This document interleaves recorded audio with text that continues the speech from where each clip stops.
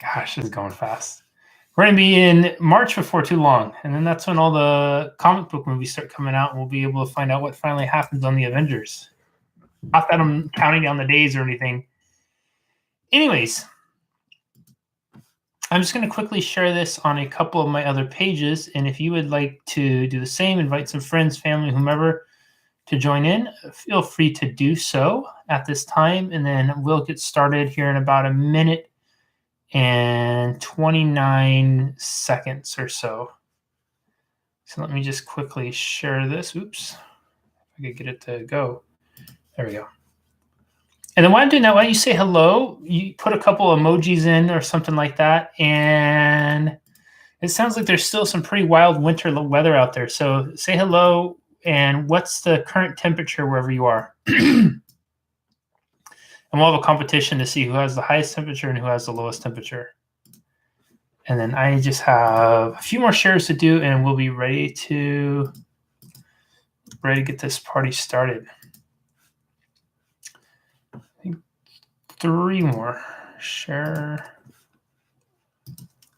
So if you're just logging in, say hello and what the current temperature is. We're going to do a competition for who has the highest temperature and who has the lowest temperature. I got 2 more shares to do, and then we'll be ready. Oopsie daisy. We're ready to go. Yeah, that's that one. And last but not least, just got to do this. And I think we are ready to go. Oops, nope, not quite. There we go. All right. Splendid. I've been looking for a reason to say splendid today, and now we got it. Okay, let's see who's on here. Linda, what's up, Linda? Oh, thanks for tagging a friend in it, too. Violet, Carrie, Kathy, Lisa, Robin. Hey, Violet. Hey, Kathy. Lisa, what's up, Lisa? Stacy, hey, Stacy, I haven't seen you on here for a while. Violet, minus 30. Well, Violet, why do you just have to go out there and win right off the first bat? 31 in Utah. That seems kind of cold. Bloody cold. What is bloody cold? Snowy in South New Jersey. I heard it's been quite snowy for a while. Hey, Christine, are you on here? It's good to see you on here. Haven't seen you for a while. Gail, what's up, Gail? 54 here. I think it's a little cooler here, but I think we got up in the low 60s, which for Southern California, that's a little cool. Okay, so a couple quick updates why we let everybody have a chance to log in. The schedule is always evolving, and hey, Jen, good to see you on here. The schedule is always evolving, and to make sure that you stay up to date with it, which I want you all to, and you're here, and you can have not only can you come, but then you have something you can send to your friends and family and invite them to join in. You can use this link to register for the weekly live updates. And that way you'll be sure to make, you'll be sure to show up on time, and you'll know when everything is in case we missed a posting going out in social media land and all those types of things. Oh, Christine in Florida, 73. Well, I think that might win the high for today. Let's see, what else? Oh, Linda, give me your address and I'll send you one, and your shirt size. So you can use that link right there to get up to date with all that. And let's see, I think there's 2 strategy sessions left for this week. So if you're someone who's really serious about doing coaching and looking to add that as a life asset for the next few months and beyond, you can use this link. Those will probably get filled up pretty quick because I have a post on Instagram for it right now too. I've been getting really good response. So if you want to grab one of those, if you've been on the lives for a while, you find value in these, you want to dive deeper into it, remember what I said. These lives are meant to be a great supplemental tool. They're really meant to provide a lot of value, which I seriously hope they are. And if I'm always looking for ways to improvement. So if you have suggestions on that, whatnot, please do. And for those of you who want to go deeper, who are really wanting to dive into yourself, who are really wanting to accelerate your results in life, I encourage you to utilize the coaching. It is a phenomenal resource. You will be amazed on just the significant strides that you're able to make in that time and what we'll be able to accomplish together. So you can use that link there. Any questions, first of all, with last week? Was last week helpful? And just overall in general, I mean, I guess we're a month into these regular lives. Are you all finding value in these? Some of you have been showing up pretty regularly. Do you like doing these daily lives like this? Is it something that you look forward to? Is it something you think, okay, Jesse's on here way too much? I would love your feedback on that. And then last update, really quick before we jump in. When we start the week off, we always put a goal we have for the week. So the reason we want to do this is twofold. Number one, by speaking it out into the world, by making a declaration like this, it helps us make it much more real, much more tangible. And a lot of times we will keep our dreams almost hidden inside of us, buried away. We might be a little bit reclusive to share them, but I encourage you all to boldly declare what your goal is for this week. It can be in one area of your life. It can be eating healthy. It could be something you're going to do with your business, whatever it is. So let's all post a goal in here that we have for the week. And then what we do on Friday is we revisit our goals and talk about how we did with them, where we can improve on. Now, the second reason we do this is because we have quite the growing community of people here. And we never know who's going to be watching, who's going to be listening in, and how they might be able to support us with our goals. So the point of that is you're a part of this community by being here and being present. You may not know that somebody in here can help you achieve your goal. This is why I've shared with you over and over and over again that my goal for this year is to get at least 1 million people, my TED Talk in front of at least 1 million people, because alone I can't do that. But with all of you helping it, and those of you who have watched it, who believe in it, liking it on YouTube, commenting on YouTube, all those types of things, that's how it's going to make it happen. So I encourage you to share your goal, declare it, and then put it out there for other people to participate in it. My goal for this week is, oh shoot, I just had it on my head, but I totally missed it. Oh, I know what my goal is for this week. I am running a workshop for the Santa Barbara State Planning Council here in Santa Barbara. Duh. In 2 weeks, I guess, was it 2 weeks? Yeah, 2 weeks. And so I want to get my PowerPoint and everything on my content finalized for that. So that's kind of my big goal for this week, is to get that finished, and then also get the TED Talk in front of a couple more people, and then see if I can get that thing past the 2,000 views marks, and then start introducing it to some other audiences. So that's my goal for the week. I'd love to hear yours. Hey, Adrian, good to see you on here. Kim, what's up, Kim? Oh, I just found out about the lives, but what you see makes you want to keep watching. That's awesome. High five to you. I love hearing that. Times haven't been working out for me, but I've been watching them later. Oh, good. I'm glad you're coming back later on. Make phone calls. Good, good. Okay, so let's dial this in, and you guys can go ahead and keep posting your goals. We'll circle back around. For those of you, this might be your first time on here. If we haven't had the pleasure of meeting before, pleased to meet you. My name is Jesse Brisendine, and I am a coach and speaker. My coaching business is called Zero Limits Coaching. I believe that the two greatest powers we have are the thoughts we think and the feelings we feel. I believe that the two greatest enemies to us getting from where we are to where we want to be, and thus getting what we want out of life, are the thoughts we think and the feelings we feel. So my work I do with individuals and organizations is really about getting these two awesome powers to work as a cohesive unit. Because when we do that, we can remove limitations, hence zero limits, and really create and achieve virtually anything that we want in life. So that's a little bit about me. And I'm really excited to spend this next little bit of time with you. If you've never been on the lives before, I encourage people to comment throughout, to ask questions. If there's something that resonates with you, put it in the comments. I circle back around and read through all the comments afterwards. I encourage you to take notes, and I also encourage you to ask questions. If I don't answer the question right when you ask it, I will circle back around and have an open time for questions. So write some notes down, and if you have questions at the end, it's going to be all the more valuable to you. Some of the best lives that we had have been from the questions that people ask afterwards, and then the discussion evolves from that. My intention of being here right now is I really just want to serve you to the absolute best of my ability. And I find that I'm more capable of serving the more that we engage and the more we ask questions.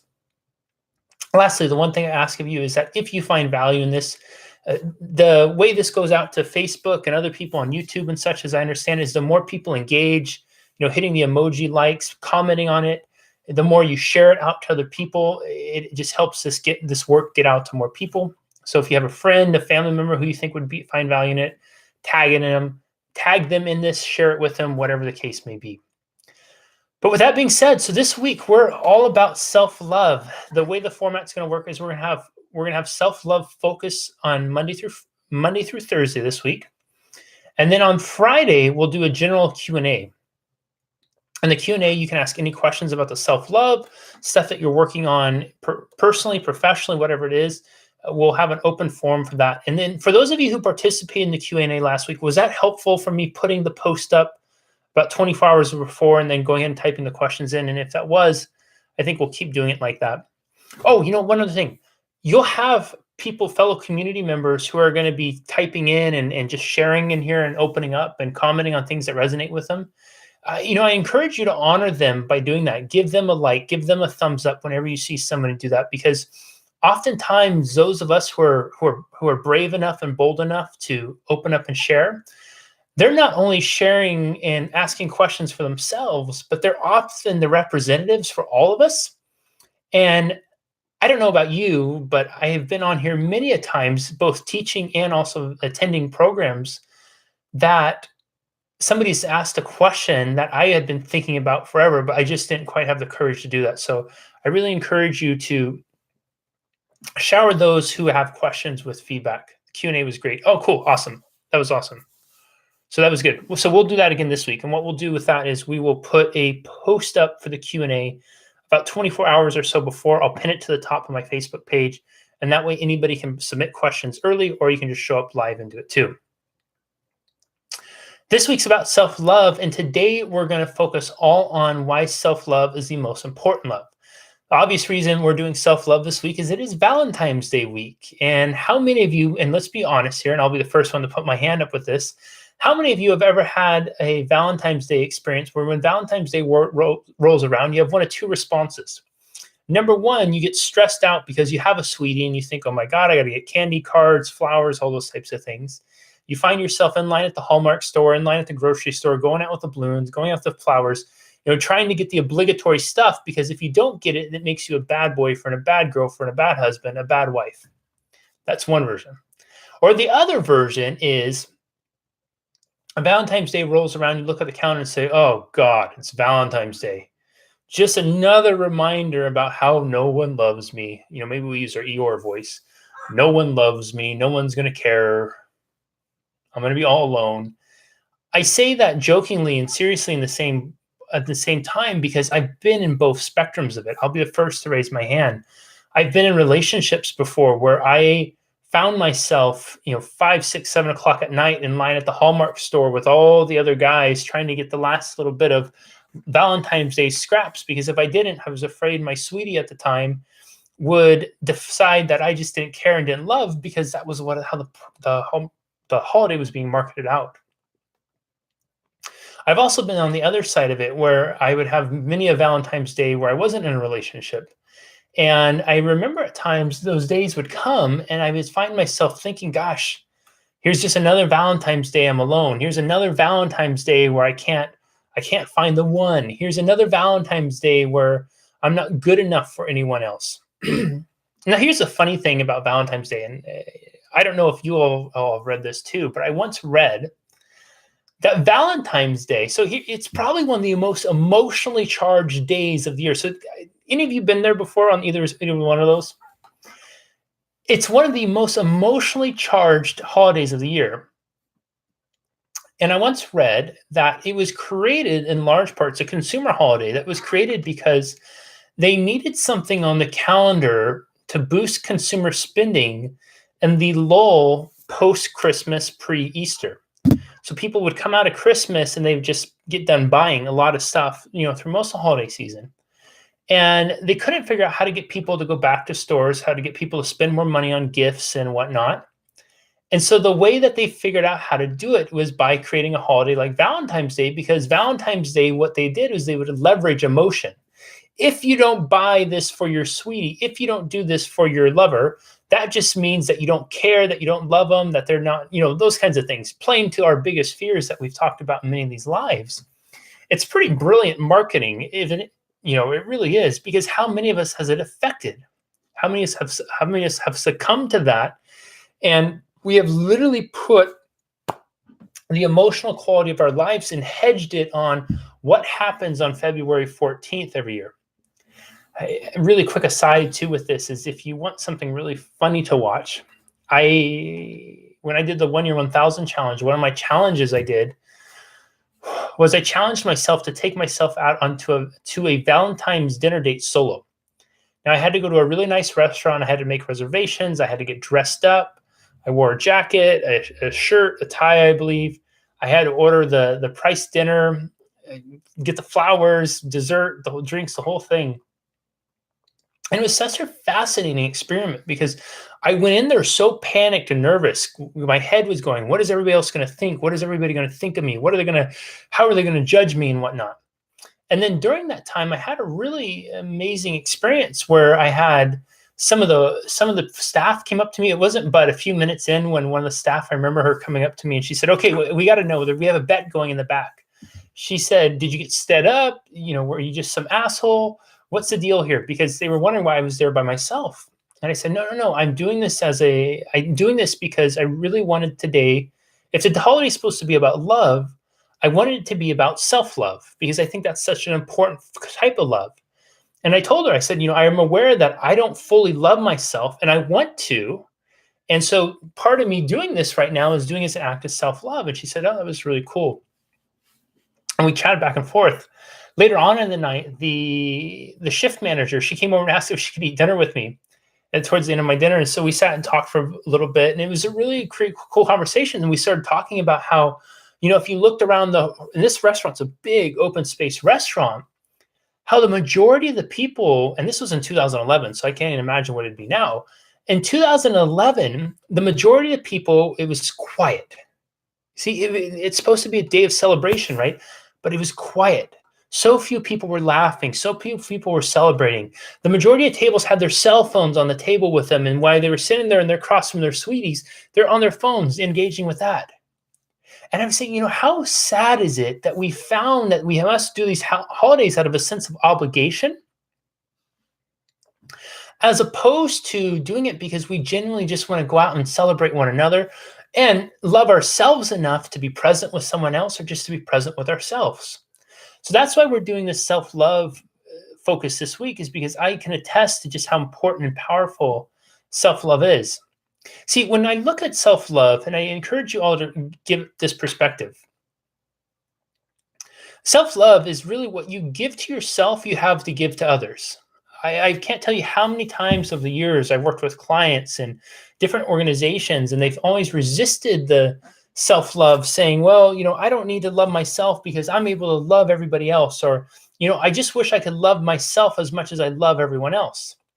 And I would always lovingly challenge them and say, I recognize that you believe that you're loving so generously elsewhere, but you're really not. And they'd always be kind of flabbergasted by this and say, well, Jesse, how can you say that? I know I love them. I know I don't. And I say, I get that you feel that you love them. But here's the thing. You're not loving them just to love them. You're loving them on the condition that by you loving them, then they will love you back, and that will make you okay, or that'll make you enough in the moment. Does that make sense? See, when we're not giving ourselves the level of love that we need and the level of love that we deserve, we're going to always be reliant on external sources of love. Now, these could be our family, these could be our children, these could be our friends, these could be dessert, this could be alcohol, this could be drugs, it could be consumer spending, it could be auto buy on your Amazon account, it could be all of those things. So when we're lacking in self-love, we don't have enough genuine love to give to others. And what ends up happening is we get into this barter system with our loved ones. I'll give you this love, but I'm not giving it to give it. I'm giving it with the expectation that you're going to give something back.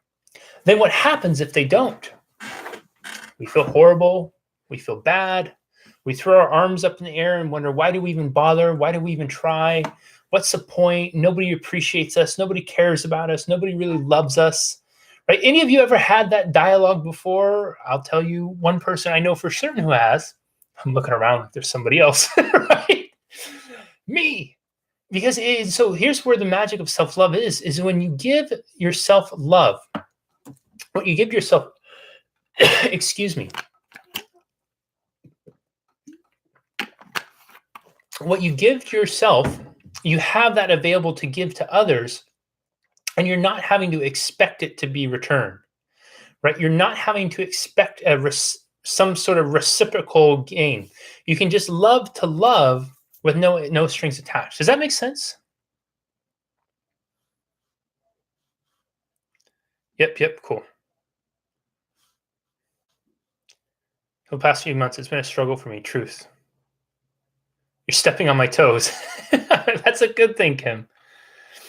Okay, so, oh, Mike. Hey, Mike, what's up? Good to see you in here. Yeah, that was a fun one.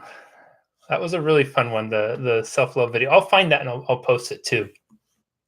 Okay, so that's the first thing I want to give to you. The second piece of this is you project what you reflect. You project what you reflect. So the reflection here is what you see in the mirror. And if when you go to the mirror and you see someone that you're not madly in love with, if you see someone you're disappointed with, you see someone that you're not happy with, but here's what a lot of us do, right? A lot of us, what we'll do is we bury our stuff. We don't deal with ourselves. We push ourselves on the back burner. We go around and we pretend that we can give so much to other people, that everything's fine and all those types of things, and that we're just okay and that we don't need to deal with ourselves. But what ends up happening in that dynamic is we're effectively living a lie. Because we're not loving to love, we're loving to feel better about ourselves. We love to love. I'm not dismissing that. There is that in there. But we're also loving to feel better about ourselves. We're loving because we hope that if we show this person how much we love them, that then they will see us for who we are, the wonderful person we are, the great person we are, and then it'll make us okay. If we show this, if we give so much more here, if we give and give and give more and more and more, then at some point people will look back and see us and say, hey, here I am, here I am, here I am. And they will wrap us and embrace us in their love. But it doesn't always happen that way. So we project what we reflect. If we go to the mirror and we're not seeing a source of love, happiness, joy, and fulfillment, then what we do is when we are projecting out that love, it really becomes a lie, because it's not just love. It's love with a fishing line attached to it. See, I would argue, or maybe I wouldn't argue, but I would offer this idea of love to all of you, is love is something that we can give, right? With no expectation of anything in return. That's the beauty of it.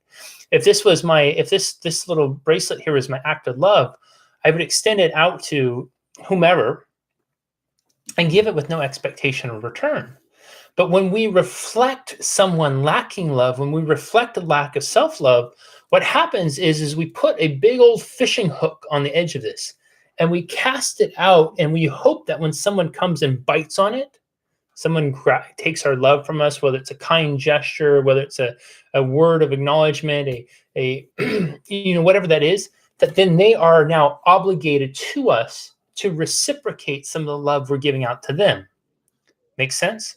So again, we're back into that bartering dynamic where we're not really giving love to give it. We're loving love to get it reciprocated back. We're loving love for the condition of it. You'll hear oftentimes people will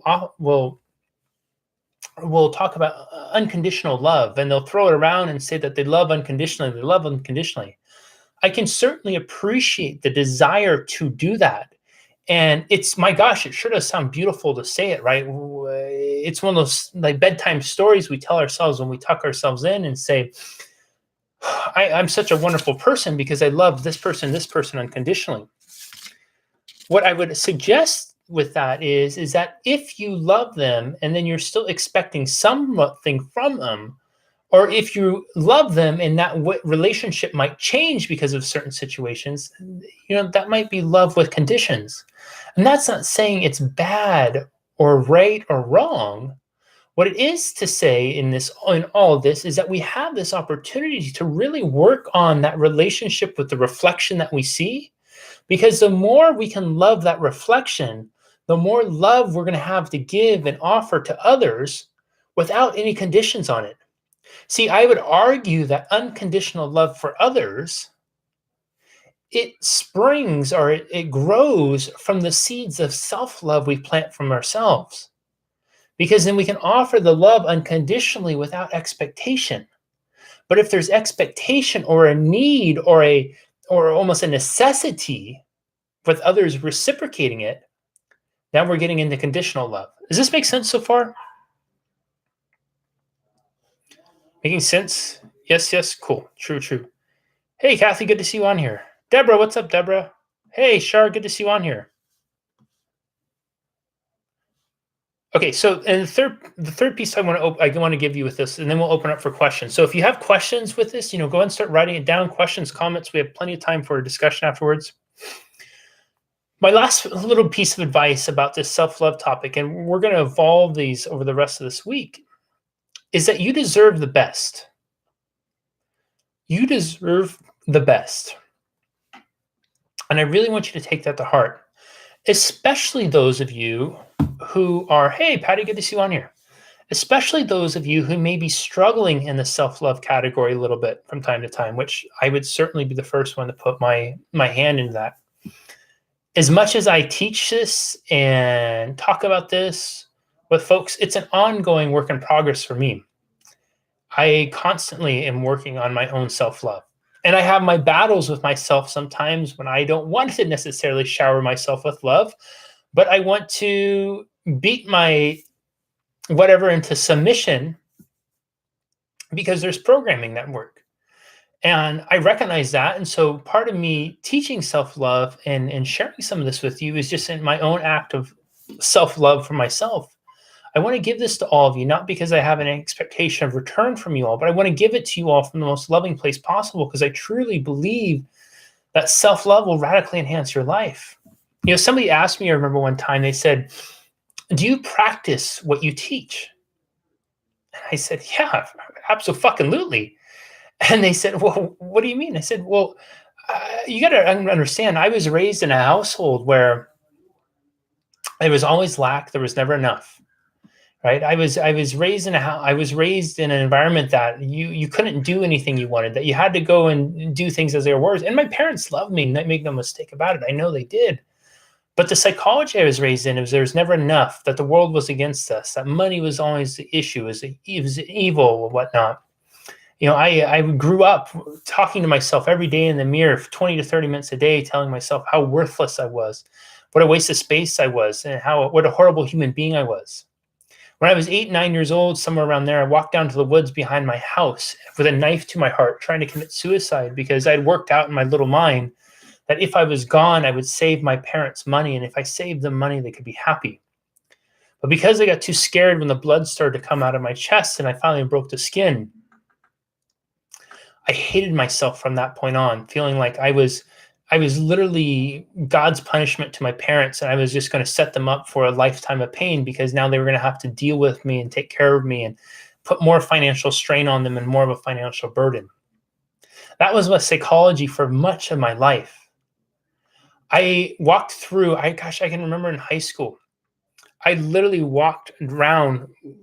I'm 6 foot, almost 4, and I walked around slouched all the time because I didn't want to make eye contact, fearful that anybody might see me and see me for who I really saw myself as. Because when I looked in the mirror and I saw that person, and I saw the ugliest, most horrible waste of space person ever. When I was in college, it was really funny that I was taking this biomechanics class, and I was doing I was invited up to do a demonstration with the instructor. And so when we walk, most of the time we do opposites. So when your left leg goes forward, you swing your right arm. And then when your right leg goes forward, you swing your left arm. I didn't do that. When I would walk, I would swing my right arm with my right leg and my left arm with my left leg. And it was hard to even get my arms to swing. It's really difficult. It took 45 minutes in the class to try to get me unwound. And then even then I couldn't. And everybody's kind of laughing because we couldn't figure out why the heck he was doing it. And I asked the instructor afterwards. I remember asking him afterwards, and he was a really intuitive kind of guy. And I said, my whole life, I've walked around with my head hanging. I've used a backpack as kind of a crutch and a way to hide. And I said, I never have swung my arms really before because I'd always hold the backpack and hunch myself in like this. And I said, do you think that might be the reason why I have such a hard time swinging my arms? Because I've always used my arms as a security thing from a place to hide. See, by swinging my arms, I had to make myself open and vulnerable to other people. I couldn't hide as well. And he said, yeah, that's probably the case. So as someone who's been a student of self-love for most of my big kid life, I can tell you this, that you deserve the best. Now, what the best is for me and the best is for you and what the best is for whoever you follow on social media or whoever is your friends and family, it's different. For some of us, the best is just being able to wake up with warmth, happiness in our heart and love in our household. For some of us, the best might be earning a certain amount of money, being able to live in certain places. For some of it, the best is different for all of us. But what I would argue is that the best for everyone in life is love and fulfillment. Being able to feel fully fulfilled and truly loved by the person that you see in the mirror. Because when you do that, when you're able to experience a high level of fulfillment and love for the person looking back at you, you are winning massively at the game of life. I could give each and every one of you, if I had $1 million to give, I could give each and every one of you on here $1 million, and you might feel good for a moment. You might feel happy for a moment. But if you don't resolve the obstacles, the challenges, the boundaries, the obstructions that keep you from your own happiness, all the $1 million is going to do is it's going to let you buy some nice clothes. It's going to let you get a new car, maybe pay off a mortgage, something like that. But that money's gone really quick like that. And then you're left back to yourself. Statistically in the US, and I'm not sure what the statistics are for many of our friends who are logging in here from around the world, but in the US, the numbers are astounding. It's something like 90 to 96% of the people who win the lotto, now we're talking big wins, $1 million or more, end up financially worse off and report that is the worst thing that ever happened to them in their life. Why is that? Because you had a bunch of people who weren't happy, who didn't love themselves beforehand, and all of a sudden they get showered with all this money. So now they have this money and they use it to try to buy their happiness, buy their love.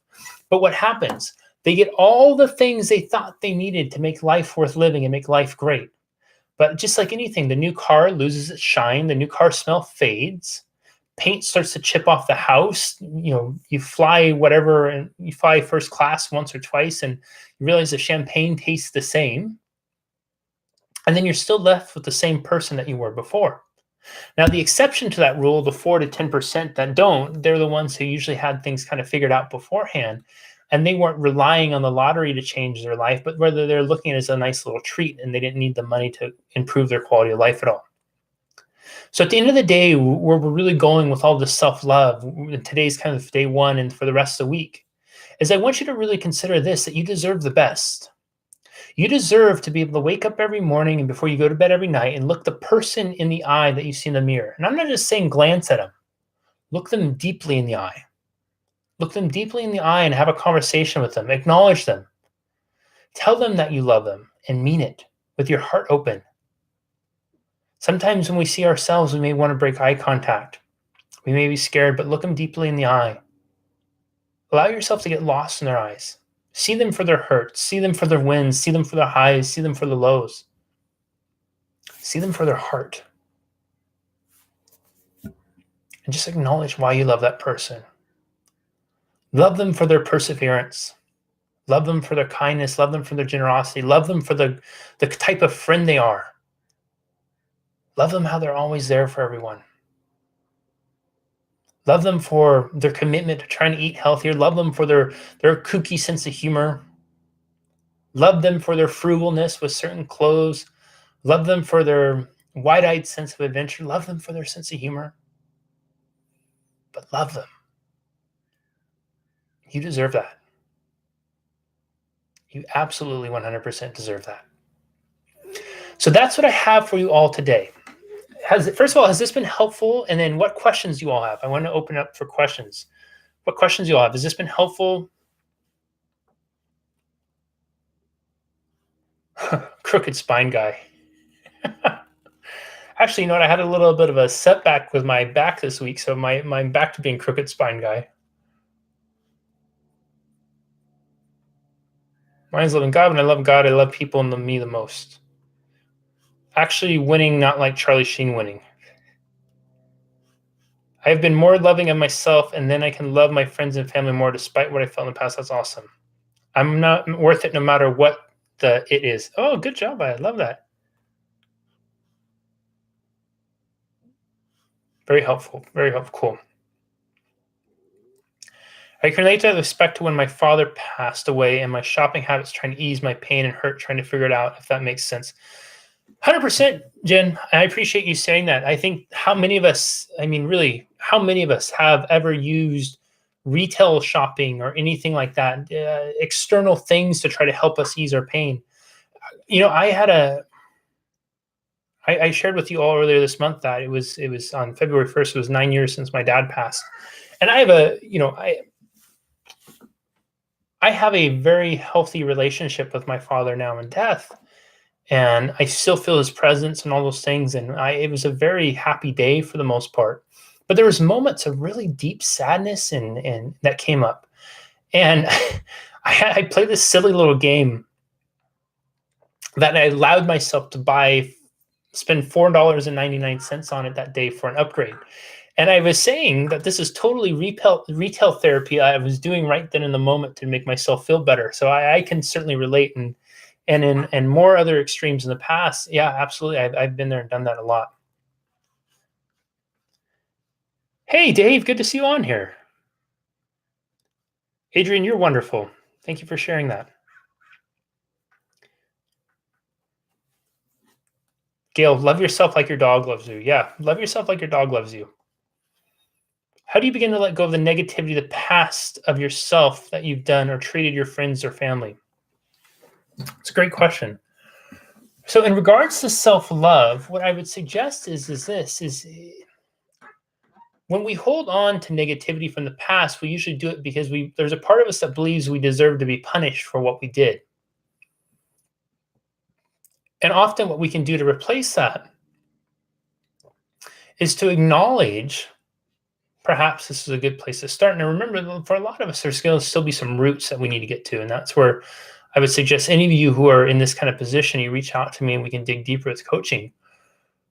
But for everyone, I would acknowledge this, that in the moment, in the past, that you were doing the best you could with what you had, just like your friends and family were, that all of us were.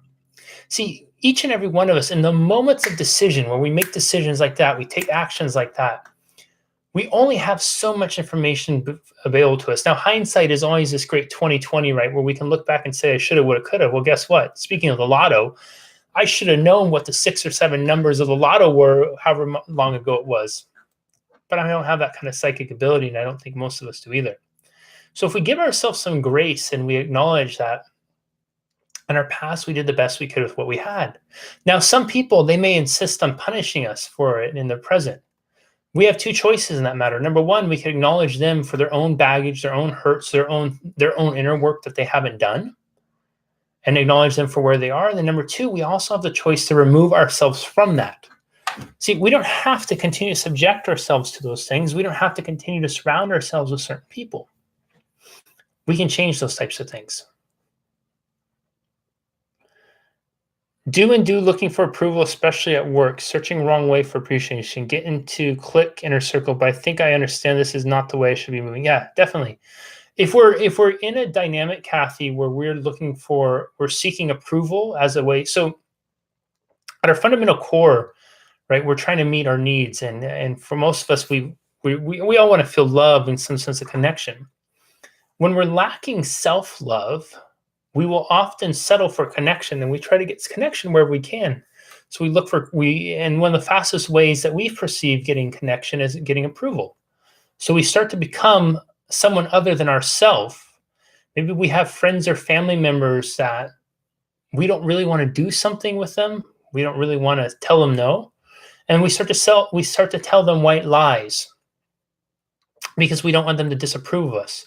We start to seek approval externally to help validate us internally, to help us make us be a good enough person, to be okay, to avoid conflict, to make us not, so we don't have to confront that fear that we all have, which is a fear of being rejected. But when we do that, it's a slippery slope really quick of more pain and a limit on our self-love down the road. Oh, you're very welcome, Lisa. I'm glad. Timings can be better. I compare myself a lot to others. I just don't feel like I measure up. I've made tons of mistakes. I see all my weaknesses, not sure how to turn these feelings around. So let me ask you this, Carrie, when you compare yourself to others, are you comparing yourself and acknowledging all their mistakes? Are you comparing them against all the mistakes those people have made, their imperfections, their shortcomings, all those types of things? Are you comparing them as they're a superhuman without that's beyond any sort of flaws or screw ups or any of those types of things? Just a quick question. Very helpful, and would like to add, we need to love our mistakes and faults, love ourselves wholeheartedly, warts and all. Oh, I love that, Maggie. Love our warts.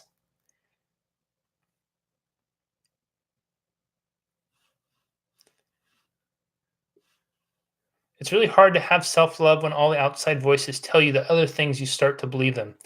Yeah, I would agree, Violet. But what I would also add to that is I would say it's really hard to deal with all the outside voices and tell them to fuck off without self-love.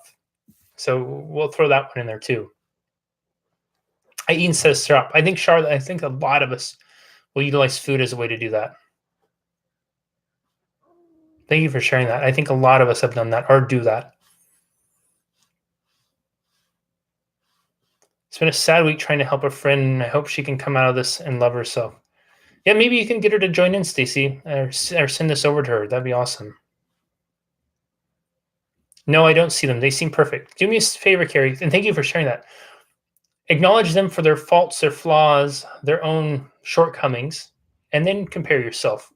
But give yourself an honest comparison. Sometimes when we like to compare ourselves, and we compare not as a way we compare ourselves as self-punishment to reinforce the story that we're not enough, that we're not good enough.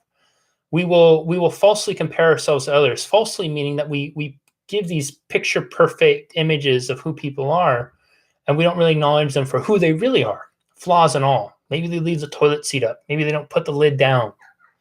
Maybe they're the ones that roll the toilet paper the wrong way. Things like that might really, they don't put the cap on the toothpaste. Some of those things that really could piss a lot of us off. But those are human things. They're human flaws, human shortcomings.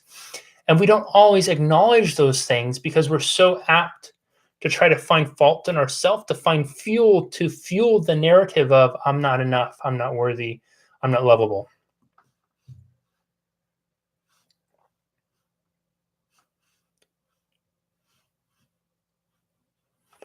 I finally, you're welcome, Violet. Yeah, just tag her in it too, Stacy. Tag her in it or something. Hey, Kimberly, good to see you on here. We're just wrapping up. You have to watch the replay. I think this is a pretty good one. I have time for one more question. Any other questions? So just as a quick recap, there is just 2 spots left of the strategy session this week. If you want to grab one of those, you can use this link right here. That's for those of you who are really serious about utilizing coaching as a tool to help you really dig deep on some of this work and over the next couple months and beyond. Those spots are going to probably go pretty quick. So I encourage you to grab one, especially if you've been coming into these for a while and you've getting a lot out of it. This is just a way to dive deeper into it.